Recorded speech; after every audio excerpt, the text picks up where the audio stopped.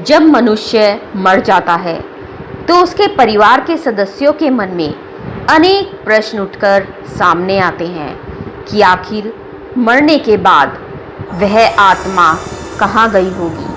क्या वह अब भी हमारे साथ है, और अगर साथ है तो आखिर कितने दिन तक आत्मा हमारे साथ रहेगी।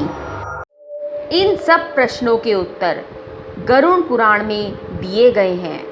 हिंदू धर्म में जब किसी घर में कोई मौत हो जाती है तो गरुड़ पुराण का पाठ किया जाता है, जिससे मृतक को सद्गति प्रदान होती है।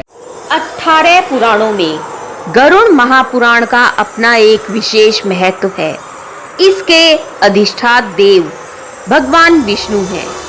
गरुड़ पुराण में 16 अध्याय हैं और 19,000 श्लोक कहे जाते हैं, किंतु वर्तमान समय में उपलब्ध पांडुलिपियों में लगभग 18,000 श्लोक ही मिलते हैं। गरुड़ पुराण में मृत्यु के पहले और मृत्यु के बाद के रहस्यों के बारे में बताया गया है। यह पुराण मृतक को सुनाया जाता है।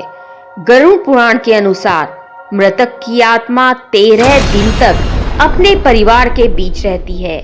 इस दौरान आत्मा को शांति प्रदान करने के लिए गरुड़ का पाठ रखा जाता है, जिससे वह आत्मा और मृतक के परिजन अपने किए गए कर्मों के आधार पर स्वर्ग, नरक, गति, सद्गति, अधोगति, दुर्गति आदि की गतियों के बारे में जान लेते हैं।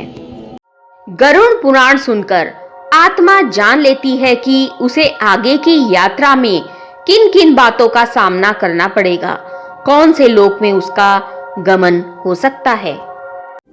मृत्यु के उपरांत मृतक के घर में गरुड़ पाठ कराया जाता है, जिसे सुनकर मृतक के परिजन यह जान लेते हैं कि बुराई क्या है और सद्गति किस तरह के कर्मों से मिलती है, और उच्च लोक की यात्रा करने के लिए कौन सा कर्म करना चाहिए।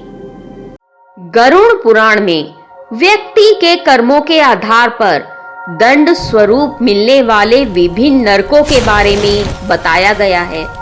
गरुड़ पुराण के अनुसार कौन सी चीज व्यक्ति को सद्गति की ओर ले जाती है, इस बात का उत्तर भगवान विष्णु ने दिया है। ऐसा माना जाता है कि गरुड़ पुराण का पाठ सुनने से मृत व्यक्ति को शांति मिलती है और वह मुक्ति प्राप्त कर पितृलोक में चला जाता है या फिर मनुष्य योनि में जन्म लेता है। उसे प्रेत आत्मा बनकर भटकना नहीं पड़ता। इसी तरह की अन्य बातें, उपाय और व्रत कथाएं जानने के लिए आप हमारा चैनल वास्तुशास्त्र सब्सक्राइब करें, और अगर पसंद आए तो इसे लाइक और शेयर करना ना भूलें। नमस्कार।